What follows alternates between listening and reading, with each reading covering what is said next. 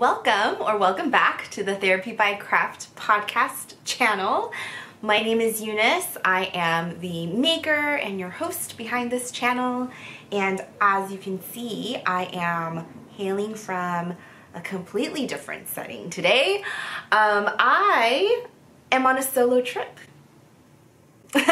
My husband gifted me an opportunity to go away for the weekend by myself while he stays home with our little one so that I can have some alone time, some extended alone time where I'm not a wife or a mom. And it's weird because I haven't done this since she was born. I don't think I've been away from her for this long. So it's kind of like exciting, but also, yeah, it's only been 24 hours, you guys, but I miss them already. But anywho, I am trying to enjoy this time that I have because it's rare and it's a gift, and so I want to take advantage. Today is April 2nd. It's Sunday, April 2nd. I got here yesterday, and I'm here until tomorrow afternoon, so I'm very excited. I wanted to bring you guys along with me. I will show some footage of the wonderful city of Pasadena later, towards the end of the video. But yeah, I knew that while I was here, I wanted to shoot an episode and talk to you guys about what's been going on. I chose to come here to Pasadena. I actually used to live here. When I first moved to Southern California, I actually moved to Pasadena first. This is where I was for about 2 years while I attended grad school, and I love the city. It's such a great city. I think my favorite thing about here is that it's incredibly pedestrian friendly, so you can walk around to so many places, and yeah, I feel safe. I feel like, there's a lot of places within like a 3-block radius. I housed myself, or I got a hotel in Old Town Pasadena, and it's such a quaint area, and there's a lot of good food around here. I've really allowed myself to indulge in the practice of what do I want to do right now? What do I feel like doing? Including sleep. So last night, I think I slept at 8:30. I went to bed at 8:30. And I slept for a good 11 hours. Yeah. When's the last time I slept for 8 hours straight, let alone 11 hours? It's been a while, you guys. It's been a while. But I felt really good. I think I needed it. Maybe my body really needed some sleep to rest. And then this morning I grabbed some breakfast. I even got a massage, which was just fabulous. It's been 100 years, I feel like, since I've gotten a massage, and so that was really, really nice. I grabbed lunch at one of my favorite cafes. I even got it to go to sit outside and enjoy the sunshine a bit. So anyway, I will share more footage of all of that at the end. But that's not why you're here. You're here for the knitting content, so we'll get to that. I brought along with me things that I kind of pre-planned in my head what I wanted to show you guys. So I brought it along with me. I have 2 finished objects to show you and 2 whips that I have been actively working on, and just 2 acquisitions. So yeah, buckle in, let's get started. Baby, you give me ice and fire. The first finished object, I'm sure you guys could guess if you've been following along, is the Skift sweater by Jessica McDonald. This is for my daughter. My very, very first episode on this podcast, I had shared our family's favorite knits, and one of them was the Skift sweater. And as I was sharing with you guys about the sweater, I realized that she needed another one. The first one that I made was made in a cotton blend and it was getting pretty stiff. So I wanted to make her another one with wool content, and this is what I came up with. It is usually just a two-toned color work sweater, but I opted to do 3 colors. I challenged myself a bit and did 3 colors instead, and I think it turned out okay. Details on this project can be found on my Ravelry page. I did make some modifications to it.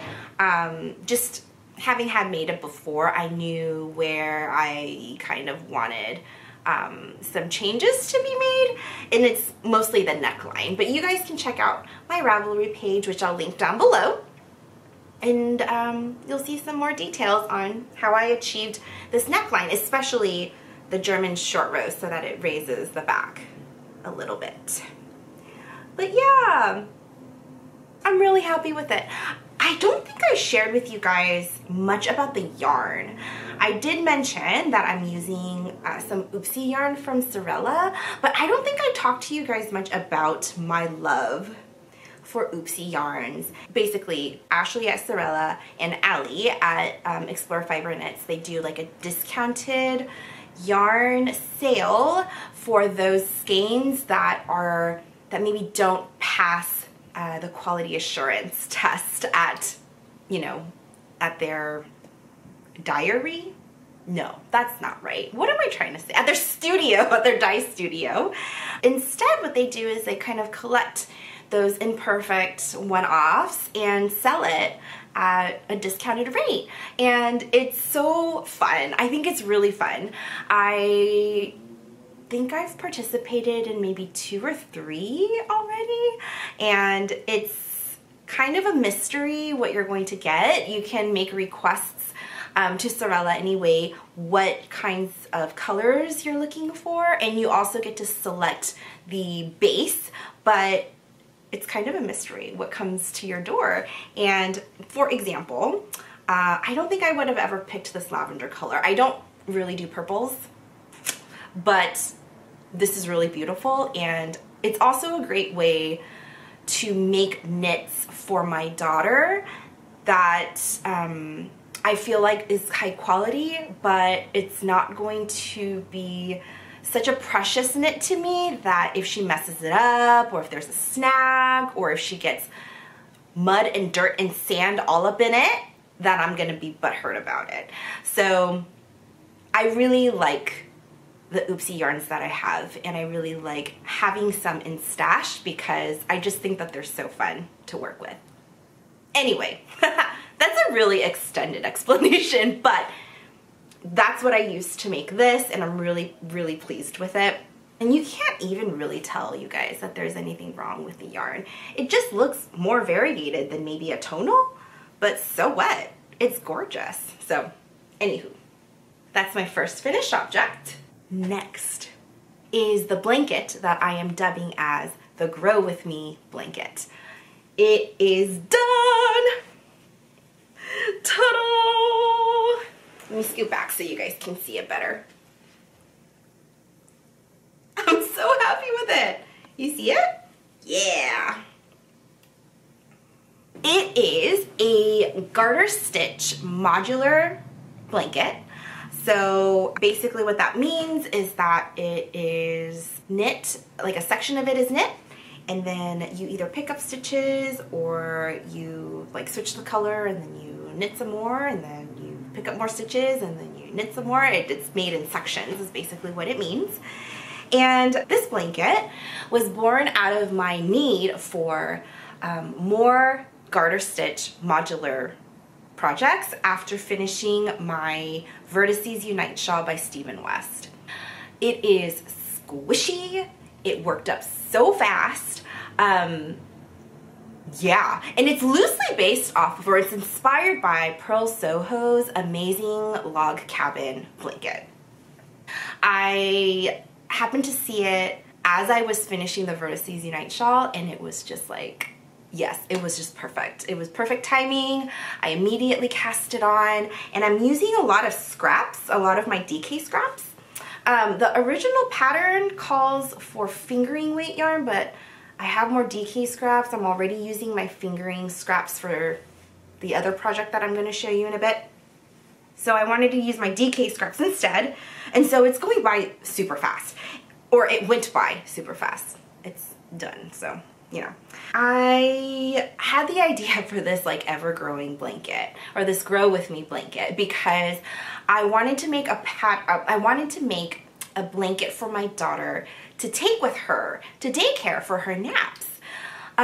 So it can't be too big, but it needs to be big enough to cover her body. Now, she's growing and she will continue to grow, and I wanted to be able to get as much longevity out of this project as possible. And I realized that with this modular construction, I can do that. Like, it's feasible, it's totally possible. So I'll tell you which section I started with. It's this one here. I don't know if you can see it, but it's this section here that I started off with. And then I joined for this section here.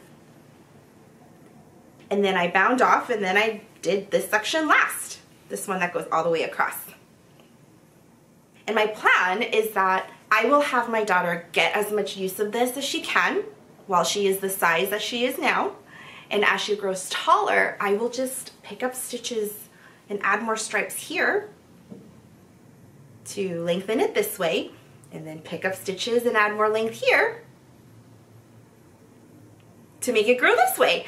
And that way it'll continue to be a project that, yeah, it'll grow with her. And I think that'll be really fun and really cute. It'll be a great way for me to use some scraps. I think DK weight is the perfect weight of yarn because I can use DK scraps, but I can also use fingering scraps. I'll double. I am thinking that it doesn't have to be solid like this either. I could use marled scraps. I could use variegated scraps. Like, yeah, the possibilities are endless. So anyway, if you're curious about this project, if you're interested in making your own, you can check out my Ravelry page on this as well. I'll add some, you know, information there. It's not a pattern though. Like, don't expect a pattern, you guys, because it's literally just notes. But at least you can see like what I did and maybe get a general idea. Yeah, I'm so happy with this. And check back in a year or so. I wonder how quickly she's gonna grow out of this blanket, but honestly, I don't even care. I'm excited for her to grow out of this blanket because then I can add more modules to it. Yay! Anyway, so that's done. That's very exciting. Okay, works in progress. Baby, you give me midnight. What should I start with? Oh, I'll start with the, oh, I see the sun like creeping up towards my face, so hopefully we can shoot this more quickly. Okay, so like I mentioned, I made that blanket in my DK scraps because I'm already using my fingering scraps for something else, and that something else is this.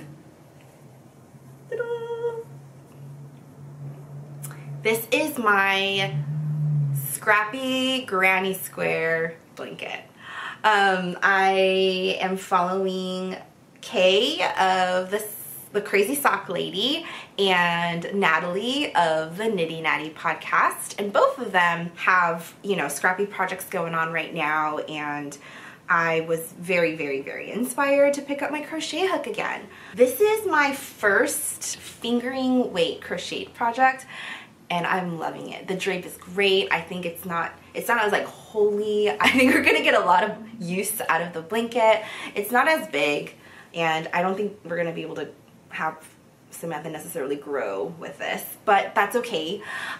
This feels very much like an heirloom piece to me. Fun fact about me and our family, I guess. We are very inundated with daughters. There's a lot of girls in my family. So I am the oldest daughter of an oldest daughter of an oldest daughter, I think. So I think my daughter is the third or fourth generation of daughter being the oldest, like the oldest daughter. And it's really cool because when I had my daughter, I didn't realize that my mom had held on to some things of mine that she hoped to pass on to my child. So we have this like small wooden like toy car that she held on to and gifted to me, which was so beautiful and special to give to my daughter. She also had this like quilted blanket, like about this size actually, a quilted blanket that, I don't know, it's just, she again held on to gift to me, to give to my daughter. And then there's a raincoat that I have that apparently I used when I was like 3 or 4. And then my cousin used when she was like 3 or 4. And then my aunt gifted it back to me to have my daughter use now that she's like 3. And she does use it. Like the last couple of weeks we've had some heavy rain here in California and she was able to get some use out of it. And that's so special, right? Like heirlooms are a thing. And I have some in my family, which I guess I just didn't really think about or really know until I had my own kid. But anyway, I hope to add to that tradition, and I think this could be one of those things that I add. I'm using sock yarn, so there's nylon in here, and I hope that it'll be sturdy enough to weather through some wear. But yeah, anyway, that's that. This is my blanket, my crocheted Scrappy blanket. Oh, initially when I started working on this, I thought I would need like 150 squares.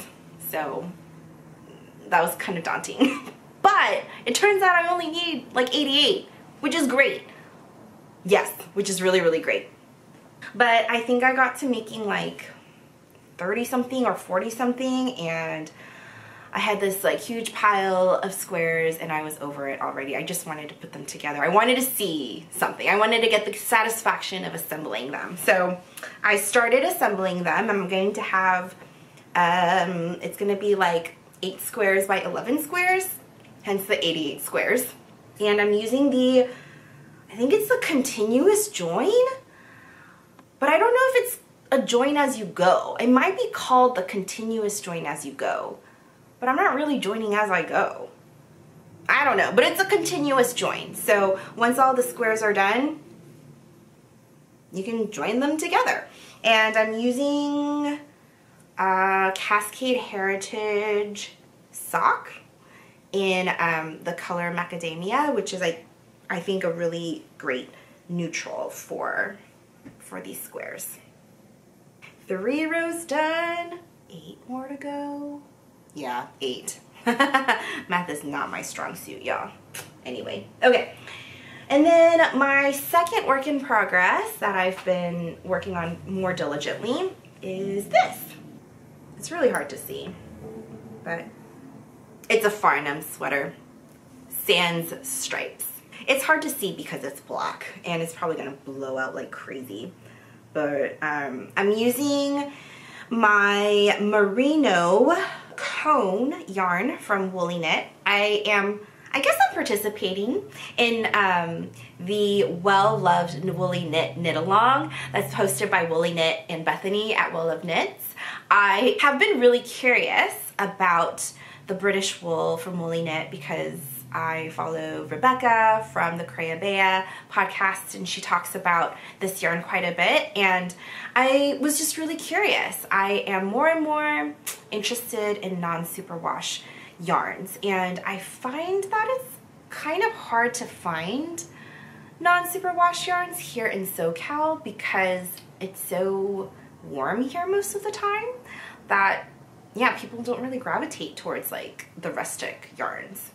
But since Bethany's collaboration with Woolly Knit included a 20% off discount, which unfortunately is not there anymore. It's done, the sale is done. Sorry, you guys. But while the sale was happening, I jumped on that real quick. I'm using the carbon black, I think it is, in the merino 4-ply, held double. And it's great. It's really, really nice. Some people were asking about the softness of it. I think it's okay. I am confident that I can wear this next to skin. There's a portion here that I've steam blocked a little bit, and yeah, it feels really nice. The British wool, which I also got, is definitely more rustic. There's more like vegetation in it and stuff, which I plan to use to make like an outer garment. But this I plan to wear next to skin, and yeah, I think it's gonna be fine. If it's any indication to you how much I'm enjoying this yarn, I got 4 more cones before the end of the sale. Yeah, I did that. But I don't regret it. I think it's gonna be good. I really like it. So, yes. What else is there to say about this? Oh, yeah. So, I got the black because I have been itching to make a classic black sweater that I can have in my closet as a part of my like staple in my wardrobe. And I was going back and forth between the clove sweater and the Farnam sweater, but what tipped me to make the Farnam sweater is the funnel neck. I really like that funnel neck, and I think the oversized silhouette, I don't know, I've been really into that. I didn't want to do stripes though because I wanted it to be more timeless, so I'm just doing it all black. I think it's going by very quickly. I am not doing a mohair, and instead I'm just holding 2 strands of the woolly knit merino 4-ply together. I just put like my 2 cones on the floor and I wound them up in a cake, and that's what I've got. Yeah, it's like a lot easier to work with. This is my other cake that I wound up. Can you even see that? I don't even know. But it's humongous. It's like, but yeah, I'm really liking it. I really like the yarn. I'm liking the project. It's definitely a daytime project because obviously, you know, it's black yarn.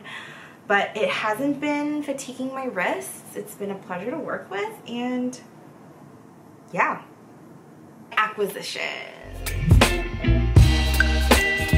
Don't wanna overthink it, baby. I have one yarny acquisition and one non-yarny acquisition. But you know what? I think I'm really influenced by my counterparts in the UK. I think I really like European culture perhaps, or like UK culture. I don't know. The audiobooks that I listen to, or the book series that I've been reading, are a lot of them is set in the UK.